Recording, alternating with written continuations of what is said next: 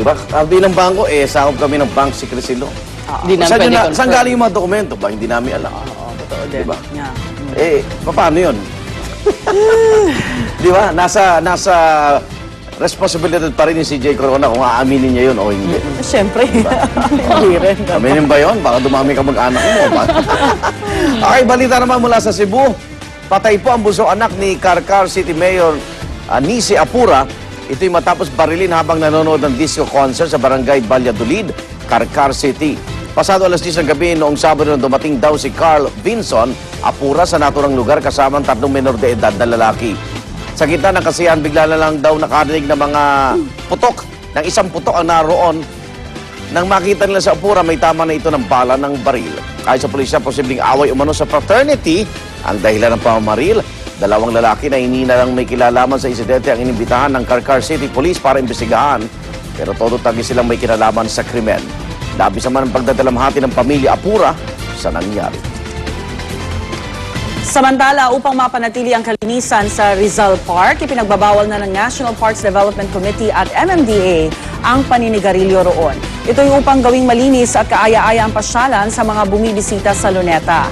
Sa ngayon ay magsasagawa muna ng information drive ang pamunuan ng Rizal Park, pero sa May 31, kung kailan ipagdiriwang ang World No Tobacco Day, naku, manghuhuli na po sila. Bukod sa multa, magkakaroon din ng community service ang mga mahuhuli ng mga uniformed enforcers o civilian lookout.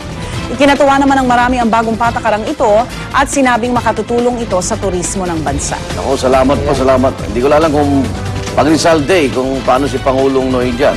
Oo nga. Hindi na naman siya yata nagsismoke in public. Okay yan kasi para yung mga non-smokers. At saka yung kalat din, bawas Yes. kalat. At saka ano yan, pasyalan ng pamilya, Yes, mga bata. Okay din yan. Kaya, Dapat ang unahin din natin yung mga paligid ng call center.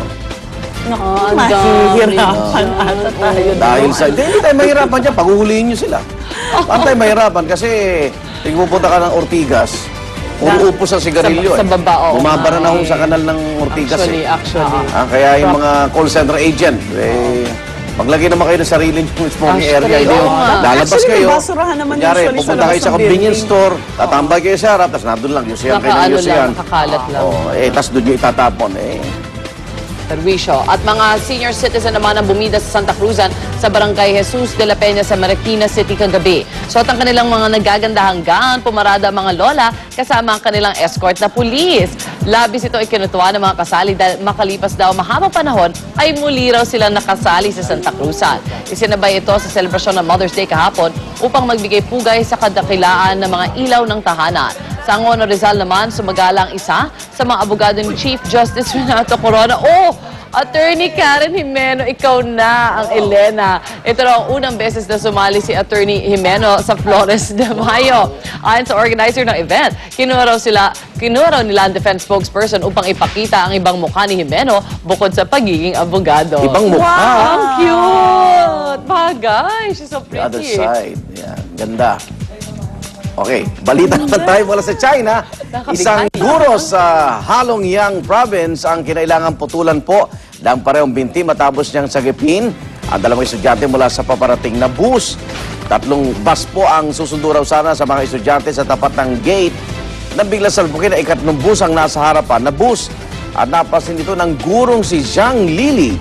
Kaya agad niyang hinila palayo sa panganib ng mga estudyante, pero sa kasamang palad, si Zhang po ang napuruhan ng naturang bus. Nanatili po siyang comatose at kinailangan ng putulan ng 2 binti. 5 tao pang nasugatan sa insidente. Bumuhos po ang suporta para sa guro. Bukod sa tulong pinansyal, ang ilan ay handa pang mag-donate ng dugo. Hawak na ng pulisya ang driver ng bus na nakabangga po sa guro. Teka, sino kausawan mo? Nasa unahan. Bayani. Kasi binangga ka lang nasa likuran Di ba? Wow. Pero at least, siya ba yan? Ganda Siya ba yun? Beyond the Bata call of pa. duty yun, Hindi tayo sigurado kung siya nga yun. Bayani po. Samantala sa China pa rin, kakaibang naging paraan ng isang artist para ipakita ang kanyang pagtanaw ng utang na loob sa kanyang ina at sa lahat ng mga nanay sa mundo para sa Mother's Day kahapon. Sa sand picture na may pamagat na Mother, ipinakita ng artist na si Wei Yue ang stages ng pagiging ina. Sa unang picture, makikita ang isang ina na nagbubuntis at susundan naman ang picture ng inang nanganganak. Makikita rin ang pagpapalaki ng isang ina sa kanyang anak. Very touching naman ang mga huling picture kung saan ang anak na ang nag-aalaga sa kanyang ina. Oh, Kita nyo, ha? wonderful. Lahat ng report namin dito, puro Chinese story. Oo nga. And good ones, ha? Good stories. At We're friends. Walang away-away. Narito naman ang maagang showbiz Oh, ayan balita. na. Oh. Chinese oh. blood dito. Luwandi, good morning.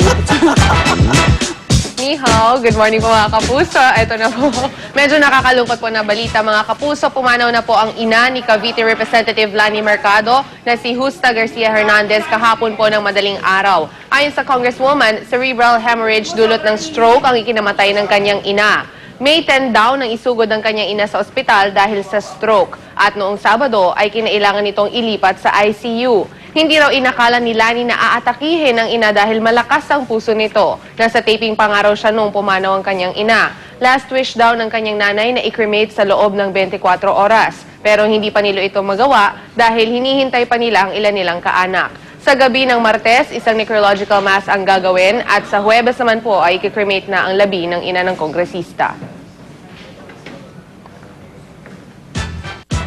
Samantala, dumayo ang ilang Kapuso Stars sa Boracay para makibahagi sa Kapuso ng Kalikasan Cleanup Drive. Ito ay bilang bahagi ng corporate social responsibility ng GMA Network sa pangangalaga ng kalikasan. Katuwang ang DENR at ilan pang ahensya ng gobyerno, game na game naman ang Kapuso Stars sa paglilinis ng dalampasigan. Matapos ang cleanup drive, nagpakitang gilas naman ang Kapuso Stars sa beach games.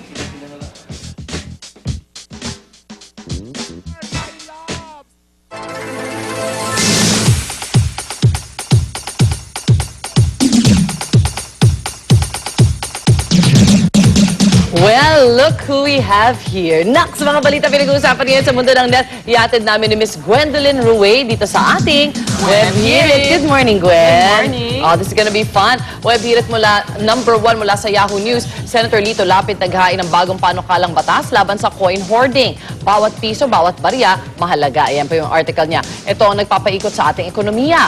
Pero paano kung kapos na ang barya at wala nang maipanukli sa perang papel? Kaya sa panukalang ito ni Senator